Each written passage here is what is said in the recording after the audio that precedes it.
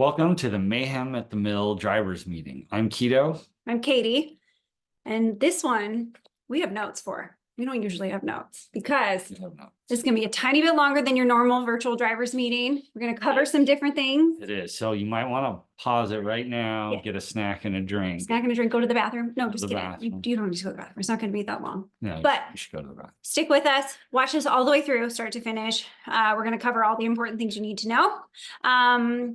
You probably got the link for this video from a competitor email in your inbox. Also read that all the way through. It has links to the SUPs. We have supplemental rules for this event, very important. And it just has everything else you need to know about the event. So be sure you read that all the way through, read the SUPs all the way through, and watch our faces all the way through. Okay. I think those are all the headlines. All right.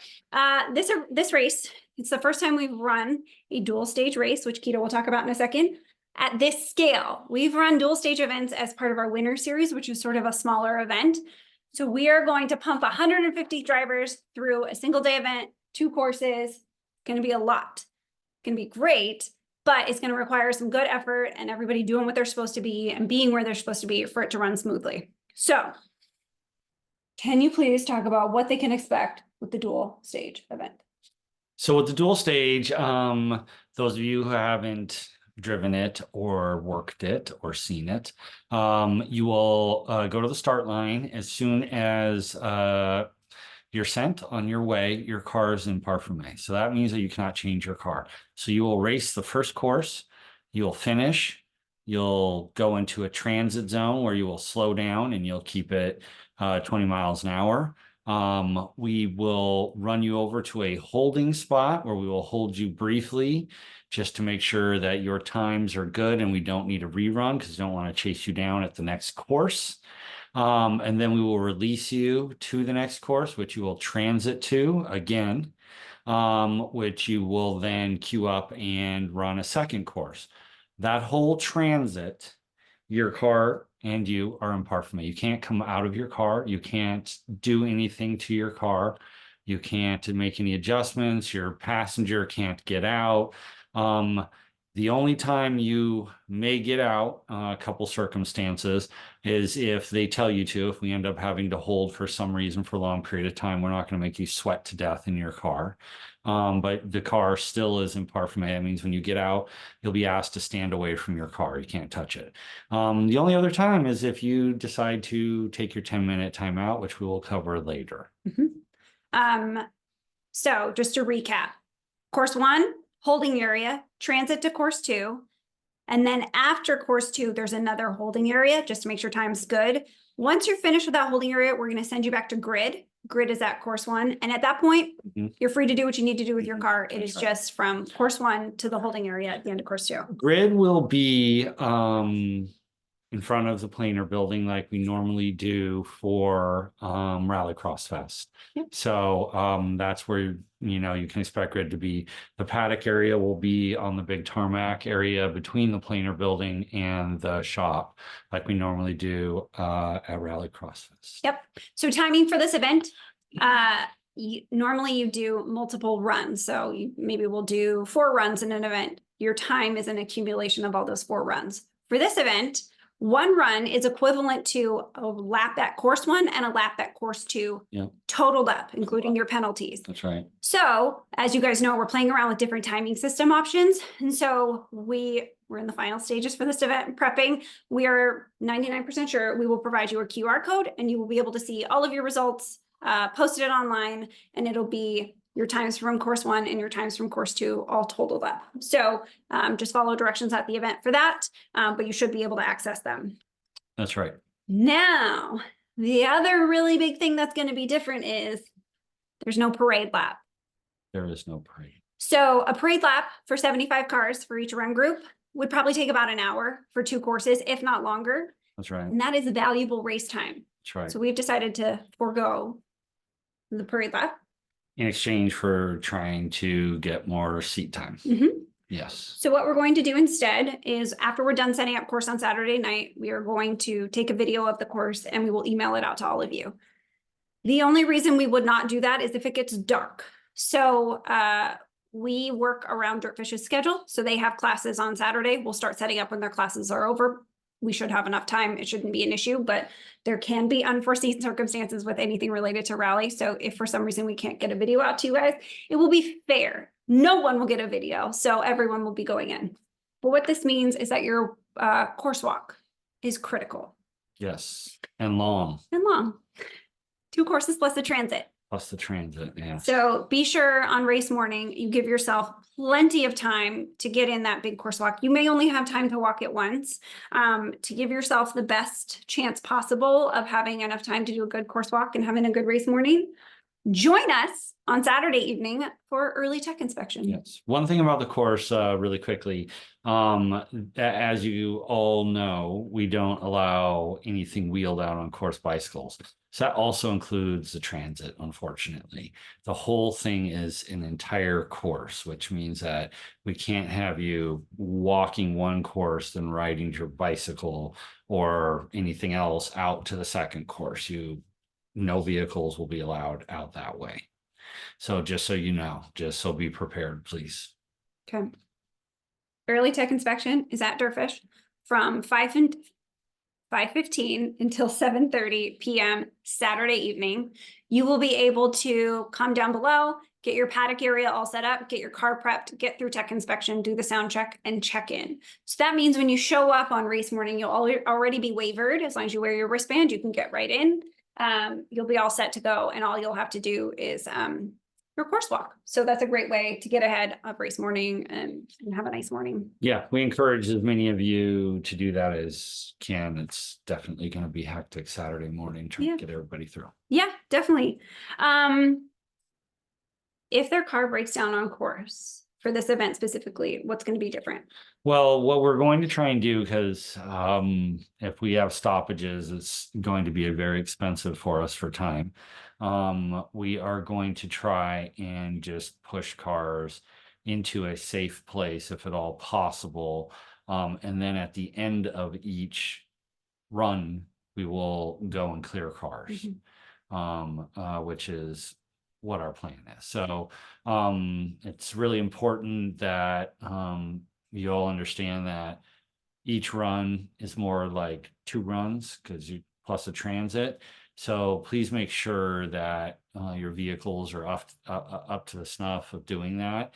And you know, because if cars are breaking, it's going to cost us a lot on course. So you know, if you have a breakdown, we'll pull you off. If you have a second breakdown, that's it. You know, so all right.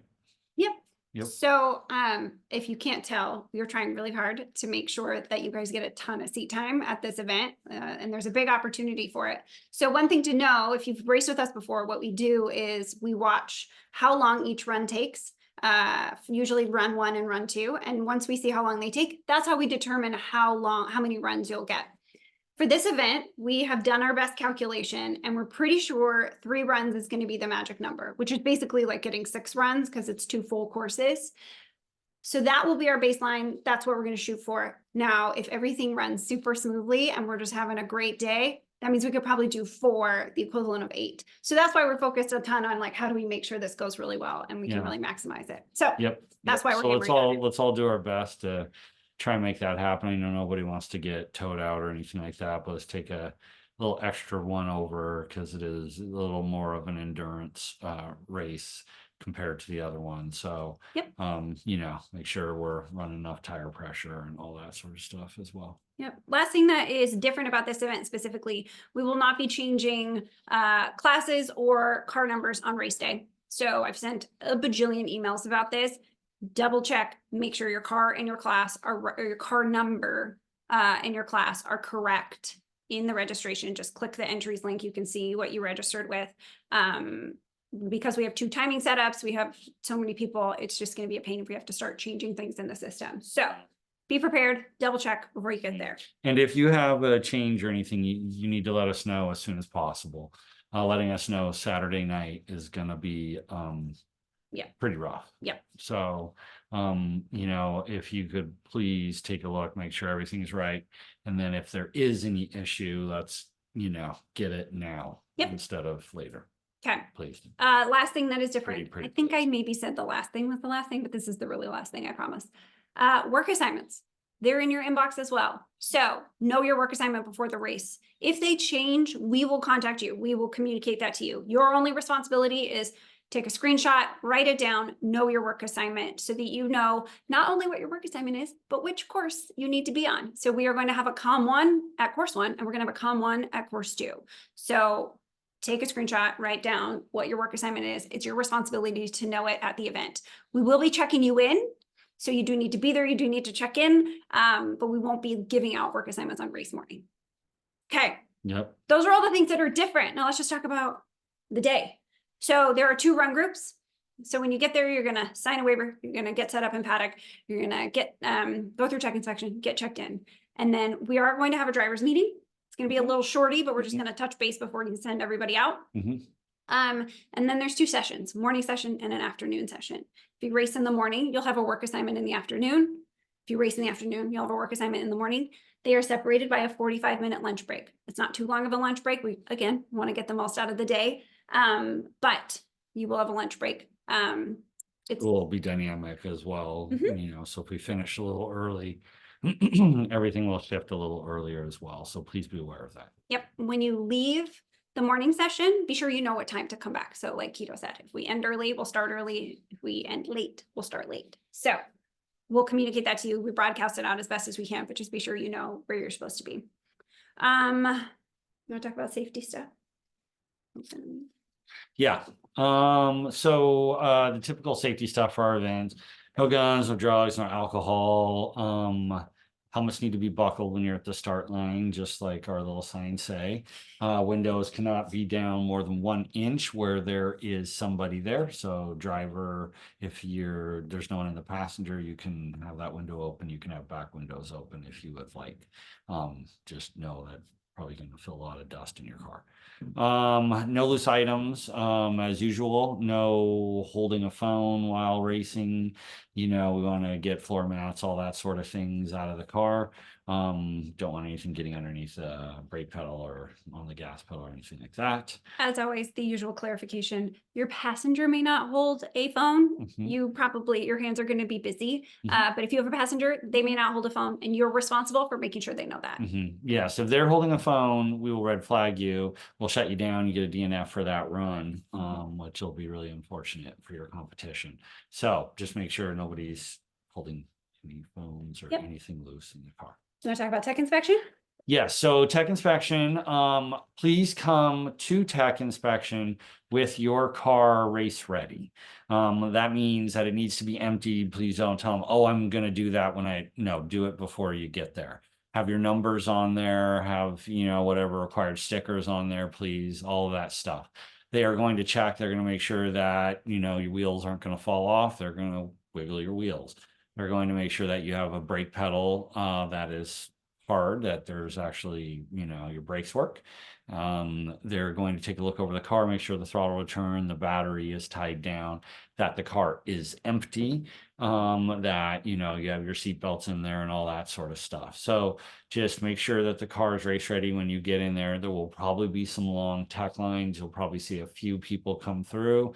If you haven't had a sound test before, you will get a sound check and a sticker. DirtFish is one of the locations where we do have sound requirements, and we have to hold it strictly there. So and we'll check your helmet. So if you haven't had your helmet checked this year, it'll get checked as well. Yes, and your helmet will get checked this year. Once you're through tech inspection, we'll check you in. We look at your driver's license, make sure you are you and you're a valid driver. We check your number, make sure it matches what's on your registration, and we verify your class. At that point, you can go park and walk the course. Yep. Like I said, we'll do on race day. On race day. Yes, no course walking on Saturday evening. That's right. You need to be we're going to have a driver's meeting before we get going. So you need to be there at the time that the schedule says. That is a mandatory meeting for everyone. So all the classes, all the run groups need to be there. We'll do a quick check-in, and then we will send you either to your work assignment or to grid for racing. The course is marked with cones. If this is your first time here, we have another video linked in the description of this video. It's called Cone Basics, and it's all about what those cones mean. We also have a link on our website called How to Read Rallycross Cones, and it's just all about what the different cones mean. So be sure you know what the cones are telling you. They tell you where to go. And let us know if you have any questions about that in advance. What happens at the start line? So at the start line, when you get up there, you need to have your helmet buckle, as we said, window set, everything ready to go. You checking your notes? Like you don't remember what happens at the start line? Well, I don't know what all the notes you got. I know what all the You got them all. Oh, no passenger phone. That was the last one. No past everything we've already covered. Everything we've covered. That's why you forgot, because we already said it. Okay. What if you see a red flag when you're out on course? If you see a red flag out on course, you need to come to a stop as quickly as you can, safely. And then you need to wait for directions. A course worker will come up to you and they will tell you what to do. Generally, it'll be something along the lines of continue down at parade speed or return right back to start or whatever.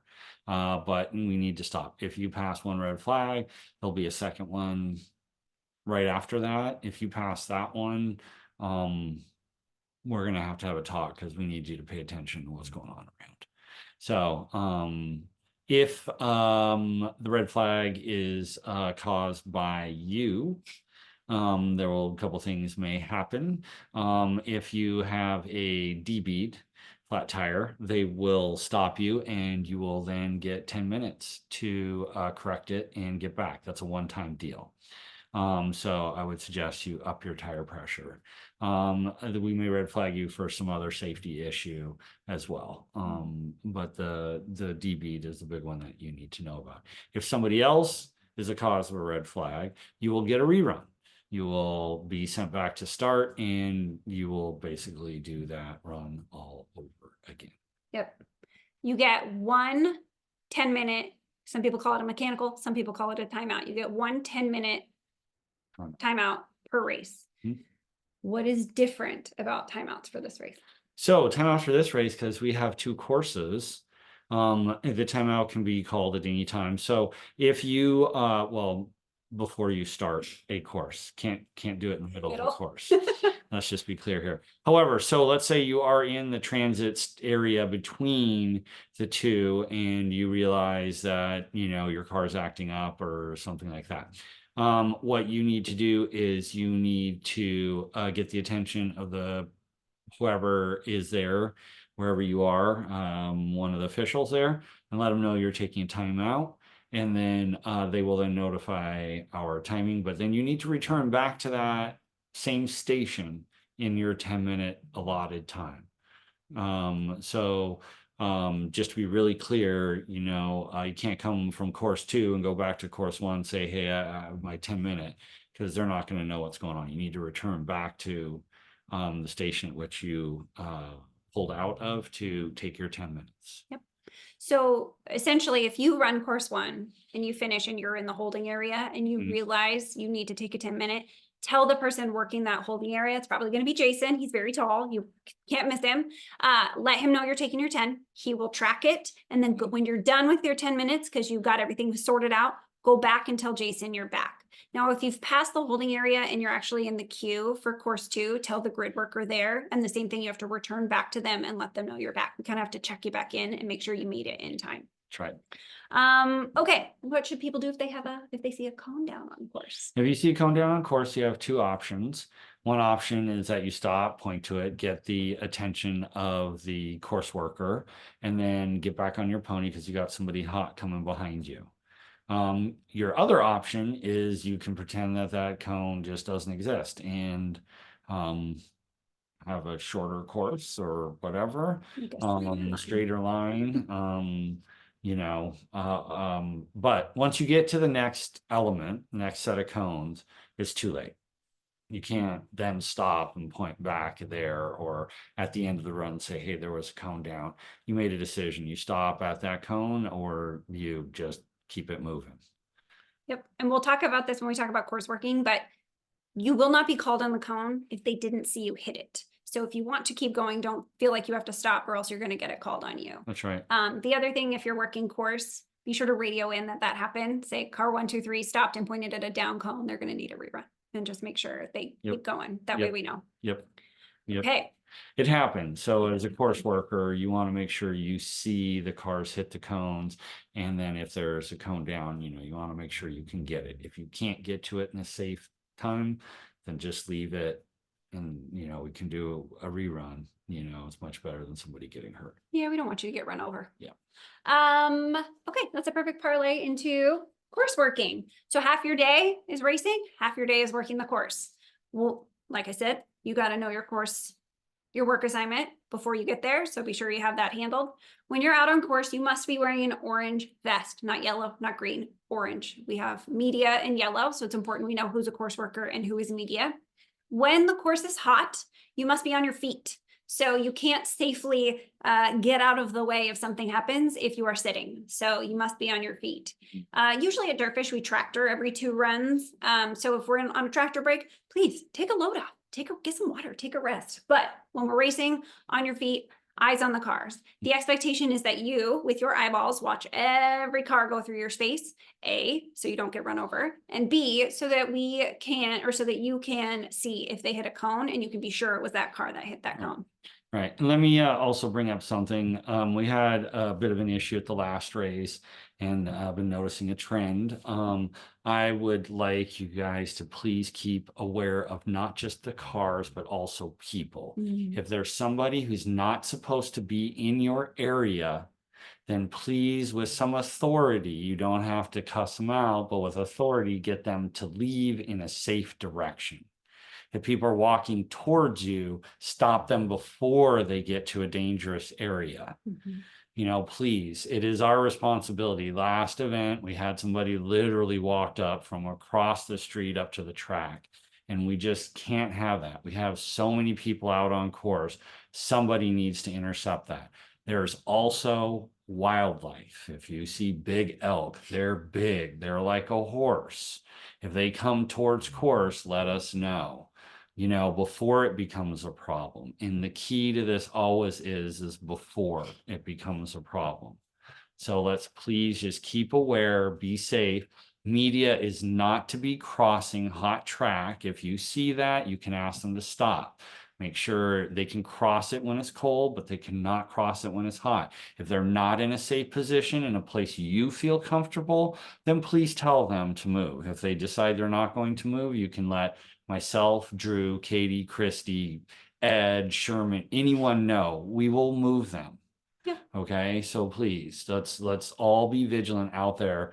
This is how somebody gets hurt if we're not watching. Please. So just to be clear, the people are usually spectators and they don't know that they're somewhere they shouldn't be. And they're probably thinking like, hey, this is a great view.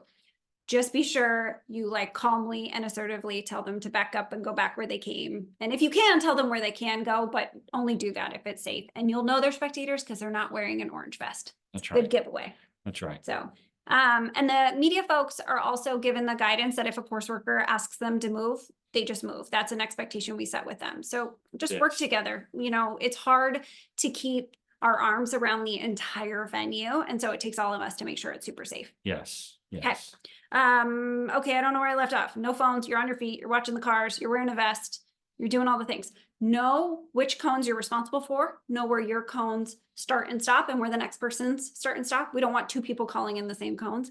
That would suck. And then essentially know where those cones go. So it's important that you put that cone back exactly where it was, so that the course doesn't change shape throughout the day. So if you need to off course, put like a little stick as your thing to line it up with or something like that, or just use a reference point of some sort, do that.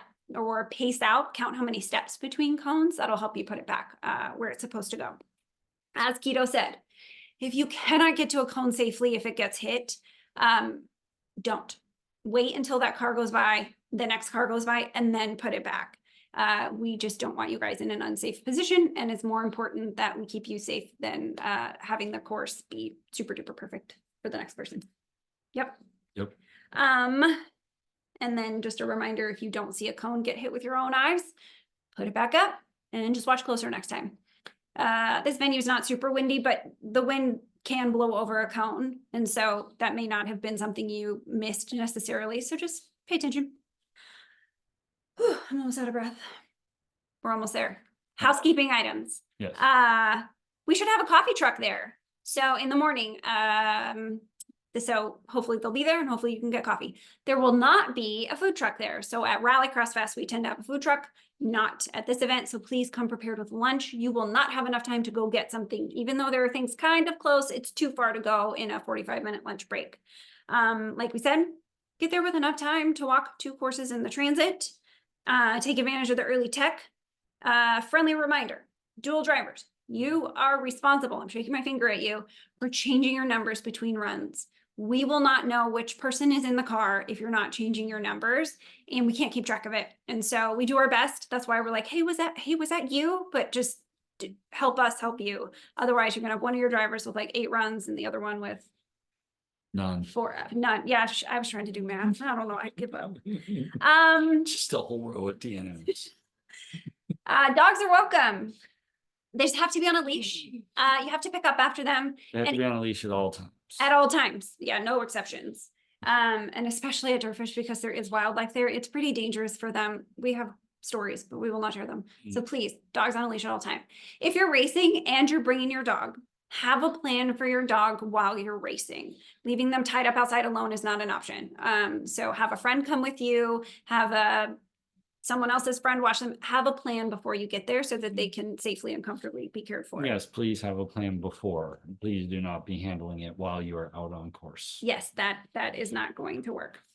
I think that's all the things. We are so excited for this race. It's going to be Yeah. very fun. It is. We gave you a lot of information, but we want to be sure you guys have a fun day also.